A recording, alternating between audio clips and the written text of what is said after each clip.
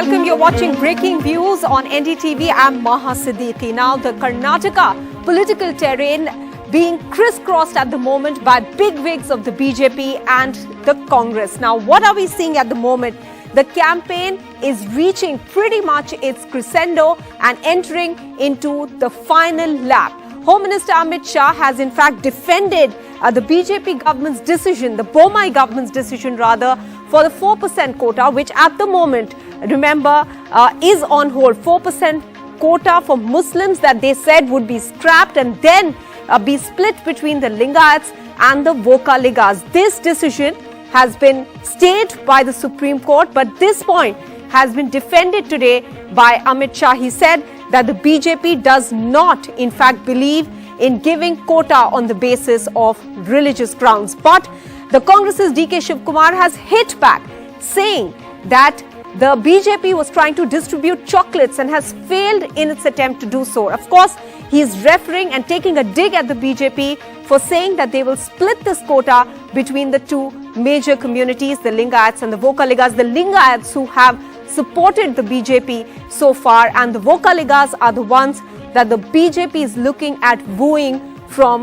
the JDS's kitty. Meanwhile, the Congress continues to talk about 40% corruption and has drummed up this narrative against the BJP government, specifically the Bomai government. Let's head straight into the discussion now and go across to our guests who are joining us on the show this evening.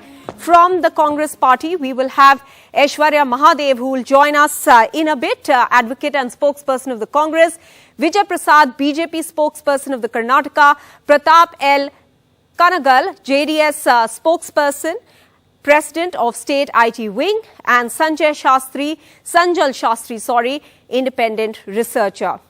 Vijay Prasad, coming first to you. Is the BJP finding it hard to contest the Congress's campaign pitch at the moment of 40% corruption of the Bomai government?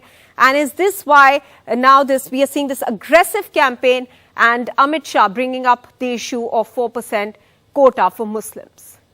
Maha, before I start my debate, I would like to read out a small statement for the benefit of the viewers. The state government has filed its statement of objection. The case has been adjourned to 9th May. Please note the word adjourned to 9th May. No hearing took place. Earlier, assurance given by the state government for not giving effect to order continues till 9th May. No stay has been granted.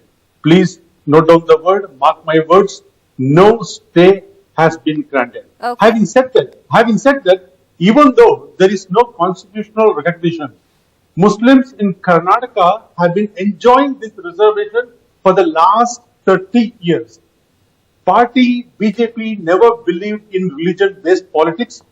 Now the BJP government has taken a bold decision to abolish Category 2B. We stand by that. And we condemn the stand of the Congress that the quota will be restored if is voted to power. If voted to power. I would like to ask the Congress, whoever comes, I would like to ask and remind them two things. In 1953, when the Kaka-Kalekar Commission was formed by the central government, it clearly stated that the Muslim community could not be accepted as a backward class. And the second example, I would like to remind the Congress of its appeasement politics and the vote bank politics. In 2005, the then Chief Minister of Andhra Pradesh, Rajashekar Reddy, fell into the trap of, again, the appeasement politics and vote bank politics, and he went ahead and gave 4% reservation to the Muslims. But remember, the 5-bench judge of the Andhra Pradesh High Court quashed the Muslims' reservations. Okay. All right. So let's put some of those points now to Aishwarya Mahadev. Now, she's there with us. I would like to ask Congress. Yes, let her answer then. I know. She does not have an answer. I am well aware of it. We haven't yet gone to her. I would like to ask one last thing to her. Aishwarya, the Congress spokesperson. If at all Congress gives back this 4% back to the Muslims, from which community are they going to distribute? All right. So let's put those questions to her. Aishwarya Mahadev, Vijay, I'll request you to please just hold on to your thoughts now. Let the others on the panel speak as well. Aishwarya Mahadev, Amit Shah has today said that the Congress will ensure that this quota to the Muslims would be restored if they are voted to power. Is the Congress worried that this narrative that is now being based on religious lines can overshadow a campaign that the Congress has tried to conduct purely on the issue of corruption against the Bomai government? Good evening, Maha. I think the BJP is presumptuous, full of rhetoric, and is also trying to mislead all the viewers here today, because there are a few facts that have to be put out very clearly. First and foremost, the quota for the Muslims in my state, whether it was the Miller Commission report under the previous state of Mysore, whether it's Chinnappa Reddy and subsequent reports, and Chinnappa Reddy committee report happened 16 years even before the Sarkaar committee report, all of them offered reservation to the Muslims not based on religion. One, it was not a faith-based reservation. It was because of economic and social backwardness, and the observation was some of them are worse than even the scheduled castes, and that is what the report tells you. One. Second, if the BJP really did not want caste-based or religion-based discrimination, they have been in power even before previously. They have illegally taken power 2-3 times, but this became an issue now in elections because they are morally bankrupt of any other issue. So let me give you a few of the facts of the Supreme Court, and I hope you will indulge me on the same. When this entire reservation policy or this cabinet decision of Bomai government comes through, one, it's constitutionally untenable because you've broken the 50% ceiling and you have not placed the subsequent law in the 9th schedule. Second, neither have you amended Article 15 and 16 of the Constitution, which would allow you to do this. Third, when they ask me this, who will you pluck from and who will you take from? Sir, the unscientific manner in which you abolished an entire category of reservation, and in order to create division, split it amongst two communities that were asking you 15 and 16%, but you gave them 2% each, shows you who are the people that are trying to divide. Maha, I will tell you exactly what the Congress wants to do. We believe that also legally, every single sort of decision of categorization and recategorization of castes has to come from 3 things. An empirical study, a socio-economic survey, and the final report of the respected commission, whether it's the backward classes or the SC/ST commission. Okay. None of which have been done in this case. The Congress is saying for social justice to be ensured, after we come to power, this entire unscientific, unconstitutional reservation policy of theirs, which serves nobody, will be thrown out, and we will ensure the socio-economic census. All right. The BJP is so bankrupt of issues. I'll request you now to hold on to your thoughts. Let me go across to Pratap Kanagal. Just a second, Aishwarya. Let's put that point. Let's put that point of the two communities that you've raised in this discussion. Just a second. I'll request both of you to just hold on to your thoughts. Let me go across to Pratap Kanagal from the JDS as well. The BJP is wooing the Vokkaligas as well. Do you see them slipping from your, grip, if I may put it that way, since they have been backing your party, especially with the promise that the BJP has made to split that 4% quota for Muslims between the Lingayats and the Vokkaligas? Is the JDS worried? First of all, you don't have to be worried because BJP tried everything to get the votes from Vokkaligas and South, especially the old Mysore region, and they literally failed. Literally failed to ignite any communal tensions and all those controversies in the past. That's why just before 15 days before the election, they come up with this Muslim quotas, and just before that, they even come up with this internal reservation. Without even though they knew the fact that it's not going to their reservation, whatever the changes made, it's not going to stand. Even though that they have made that is because they don't have they in Karnataka. Are you suggesting this was just a signal sent out? But even then, shouldn't the JDS be concerned, even if it's just a signal being sent out to the Vokkaligas? No, No, we are sure that Vokkaligas are not Vokkaligas are not easily get trapped into these tactics of BJP. It's a gimmick, election gimmick, and they're playing. It's not the new BJP is doing in state. It's BJP people are they're smart to get into the trap. They All right. they The JDS seems to be pretty confident of the Vokkaligas votes there for them. But let me go across to Sanjay Shastri. Just a second. I want to go across to our next panelist here. Sanjay Shastri, do you see the Prime Minister, who will now start campaigning aggressively in the state of Karnataka in the next 10 days? I believe there are several meetings back to back that he will be addressing. Do you see the Prime Minister also now building on what Amit Shah has said today? Yes, I think so, because for the BJP, I think, and for all parties now, this has opened up a real political Pandora's box with using the reservations as a political tool.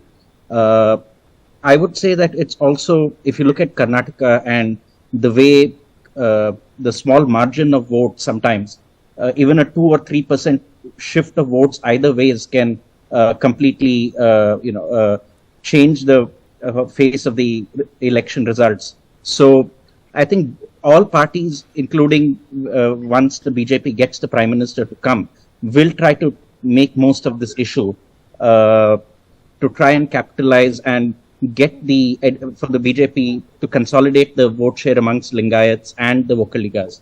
Also remember that amongst Lingayats there is the issue of the former Chief Minister Jagdish Shettar, who's now left the party. So there's also a concern whether some of the Lingayat votes is going to get impacted by that move. So keeping that in mind, I think this could be an issue that the Prime Minister would double down on, and also across the political board, with the Congress also using it to reach out to the Muslims. This will become a much more serious political issue in the coming few days in the build-up to the elections. Aishwarya Mahadev, is the Congress braced up for a situation of this nature? Do you believe that your party has been able to create enough buzz on the ground over the 40% corruption allegations that have been levelled against the Bomai government for any other issue to overshadow that now? Maha, I think the 40% commission allegation was not only from the Congress, but contractors associations, private school associations. They have not been able to I have not interrupted him. Can you please ask him to behave? I will not speak as long if he is not muted. I will not speak if he is not muted. I did not interrupt him. Mr. Prasad, I will come to you. I will come to you separately, sir. You can respond to all the points that Aishwarya Mahadev has made, but I'll request you to just give her time to speak.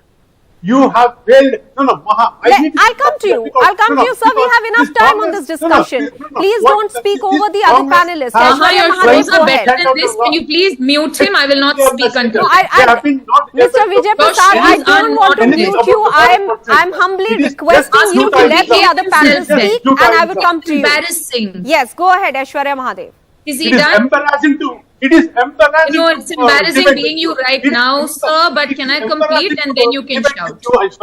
It is embarrassing Vijay Prasad, sir, please give that much courtesy to your fellow panelists. Let her speak. I will come to you. You will get ample time. Aishwarya Mahadev. The frustration is clearly very evident on all of the BJP. I think the Congress is look at this. I know. Vijay Prasad, honestly, you're embarrassing yourself on national television. Do you need to be and I'm going to say this again. Do you need to be schooled?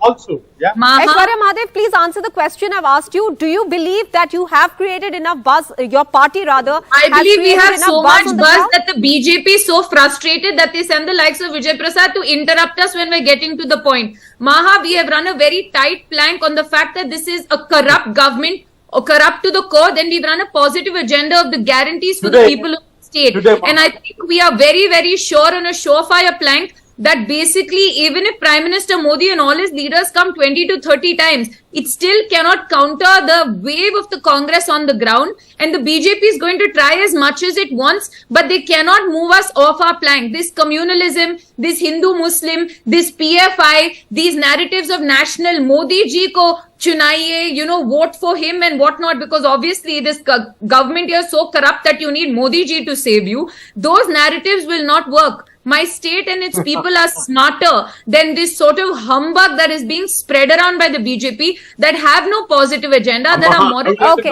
all right, let's go across to Vijay Prasad. Now, Vijay Prasad, please hear my question. Now, please, before you start go ahead answering, and Aishwarya, I request you now to just give time to Vijay Prasad.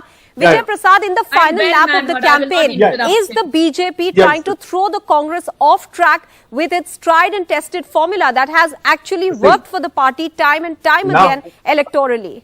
No, Maha, this is the right time for me to take Congress head on and expose them publicly. They have used time and again Muslims as their vote bank politics and for their appeasement politics. After the election, they just ditch them, they just throw them to the drain. But sir, that allegation is being made by the JDS and the Congress against you. They are saying that you are trying to appease these two communities, Vokkaligas and Lingayats. Maha, let me come back. We have a basic this one to make sure that the whatever this we are doing, we are on the right track. Now, let me come to the point of where the Muslim majority in the states like say Kerala. Muslim majority states like Kerala, they have Kochi Memon, Namayat Bora, Sheikh, Sayyid, Pathan, Mughal, Shia, Sunni. These are the Muslims which have been kept out of OBC list in this state.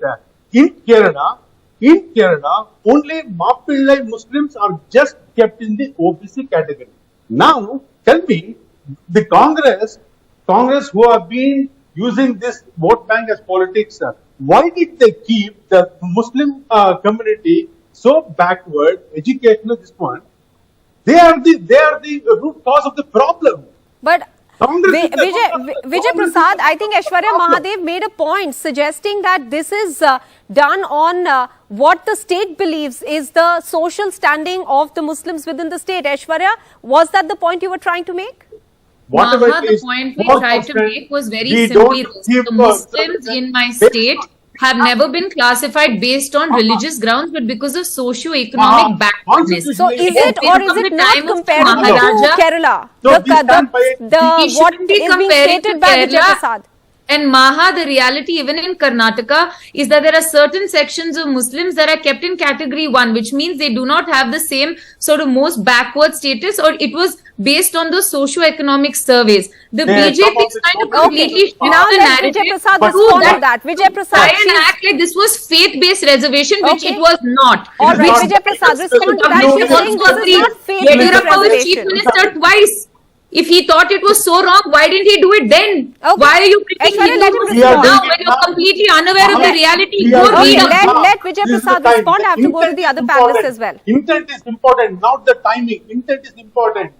Intention because you have no other issues. No. So, If the intention, why did you BJP's only intention is confuse the voter, that's all. Muslims BJP's intention is confuse the voter. All right, I'll come to you, Pratap Kanagal. Just hold on. Let Vijay Prasad finish, I'll come to you.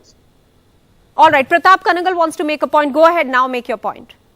See, this Muslim quota reservation came into effect when Mr. H.D. Devegowda was the Chief Minister of Karnataka since 1994.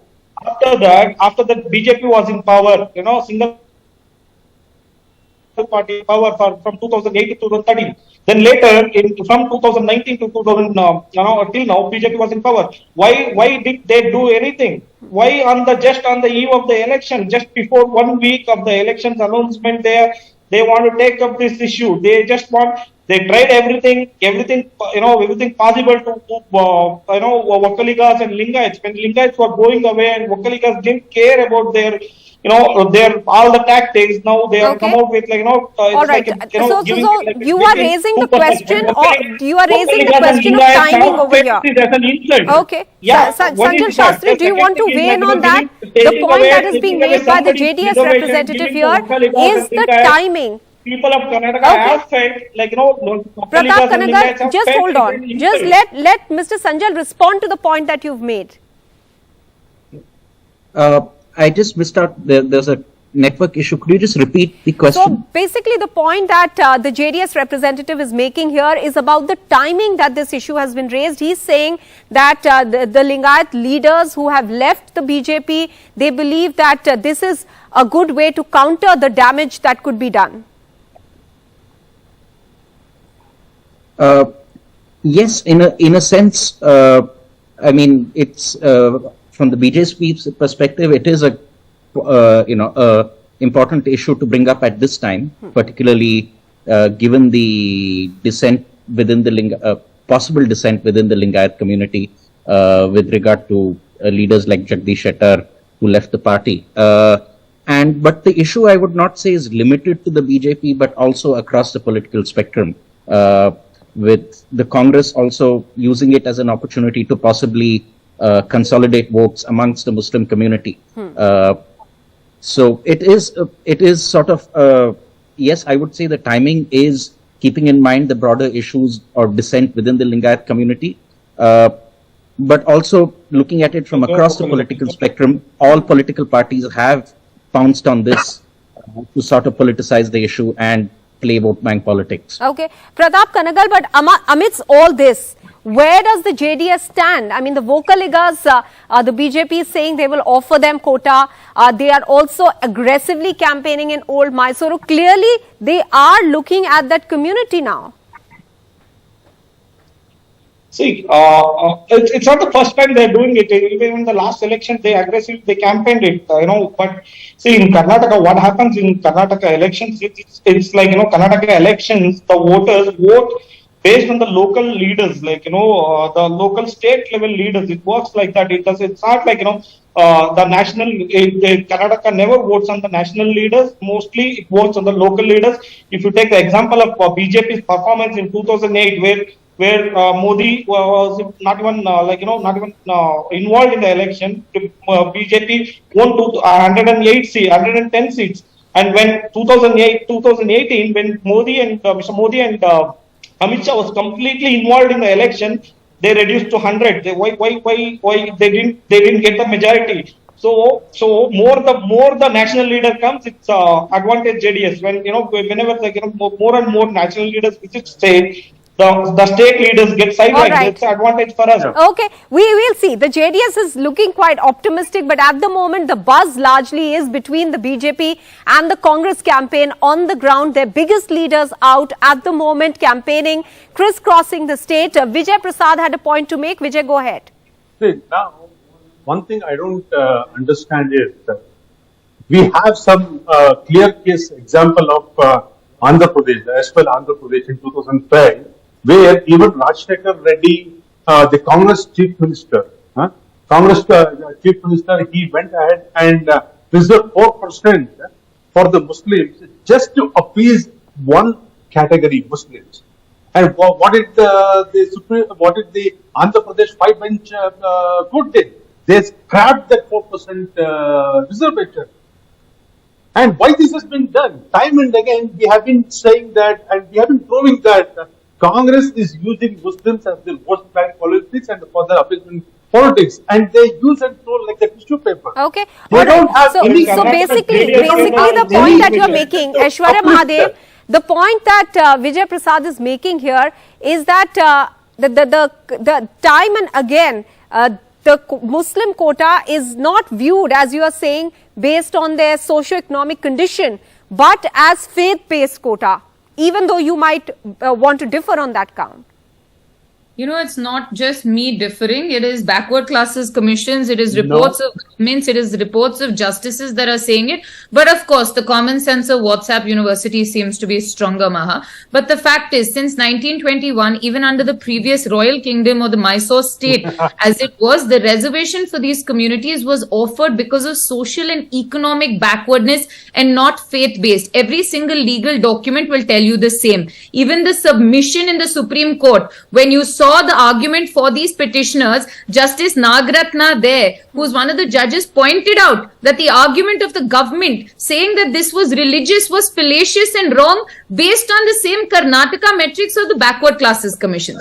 All we're saying is, if it's an election time, please come on agenda and a plank of development or tell us what you've done for the people. Okay, do not all right. use these rules of division or these ideas of divide to further break society in Karnataka because it's convenient for you, because you are bankrupt of any issues and bankrupt of any development. That's all we're saying to the BJP. All right, last 2 minutes left. I'll give Vijay Prasad 1 minute to respond, and then I'll go across to Sanjal for the closing comments there. Vijay Prasad.